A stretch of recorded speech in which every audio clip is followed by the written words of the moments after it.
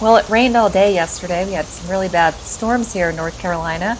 And usually when it rains, we don't see Scruffy. So I had to go out and find him the next day. And Mm. it took us a while, but we finally found him up in the Ah, tree, holding on to a tree limb for dear life, it looked so like. funny.